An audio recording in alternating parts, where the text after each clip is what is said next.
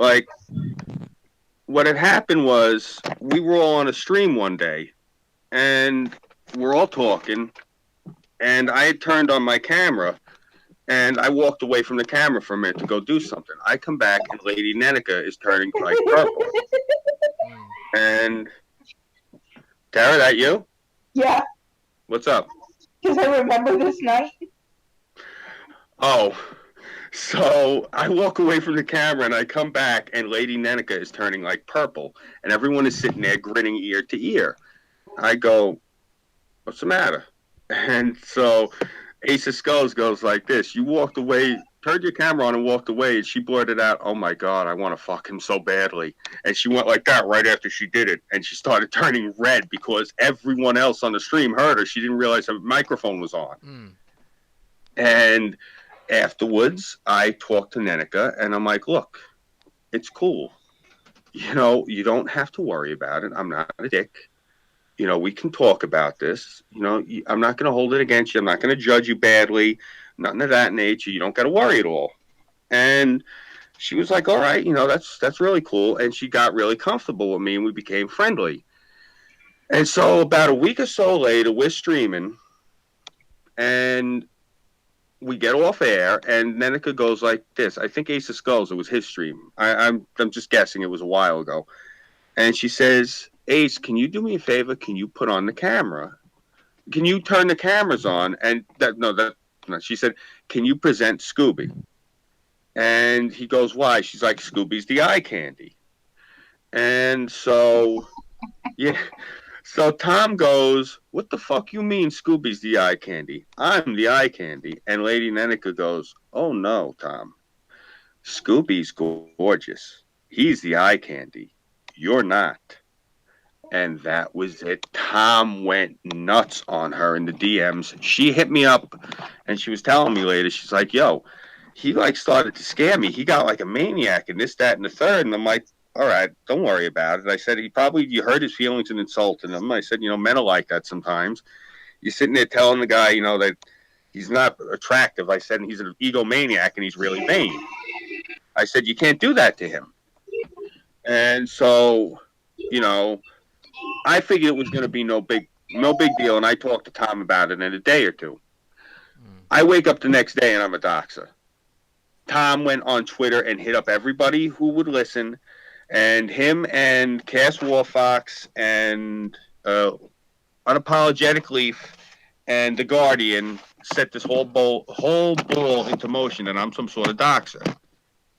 And this is all because I guess Tom was jealous because that happened with Lady Nenica, and it happened with like a few other girls that we were streaming with. Yeah, right. And as you can see, if I put this up in a really bouffant like this, I mean, I could look like his stupid fucking avatar. Seriously. That's what I'm saying. Like, when I'm like, this asshole has an avatar. I mean, I can walk around all day like this, you know, like his fucking avatar, but you know what I mean? Yeah, yeah. I mean, if you look at pictures of AP, he's short, he's bald. He looks like Lexington from Gargoyles. That used to be the Disney show. I mean, if you look at his avatar, it even has my eye color, like my avatar does. Like, that's why I use the mouse with those color eyes. That's my actual. This camera is shit, but my actual eye color is the same as the mouse. Yeah, yeah. And that's what I'm saying. Like, that's the only reason I wanted to let the two of you see what I look like, you know. And I'm not even clean shaven right now. My hair isn't even done up or whatever. I don't think I'm anything to write home about. Tara thinks I'm nice looking. The rest of these guys will think I'm nice looking. That's the thing, is a lot of this started because they were attracted to me. I don't know what it is. Schmeckel used to flirt with me. Queen of the South. Tara actually had to intervene. Queen of the South started like getting obsessed with me. Yeah, she was getting obsessed. Sylvanas, it was getting really bad with her. Like, she was actually, I didn't know how obsessed Sylvanas was until like all this started to break, because she was pretending she was my friend. She was actually, because I was with my wife, Sylvanas was trying to destroy me because I wasn't single. I didn't know this. So this is a lot of what I was dealing with these people, was because A lot of it was sexual. It was really sexualized shit. I don't see it. I'm looking. I think I look like a young Eddie Gordio, the wrestler from WWF back in the '80s. Yeah. That's what I think I look like. I don't know what I don't know what it is that they see in me. And so, But and so when they say it's from a birthday stream, you know, it's all because you went led on a birthday stream, or they're only going to give you 5 minutes. Like, what's the go with that? Oh, sorry, I hit the wrong button. no, you're right. Parents moved out here from in the city limits proper. The reason that we moved out here was because they came out with this new stuff when I was a kid called crack. That's not why we moved out here. My father, may he rest in peace, he was an honest man. He worked an honest living. He didn't do anything illegal, but he knew people. My father was actually Little Junior from Pickett Avenue. That's him and my mother.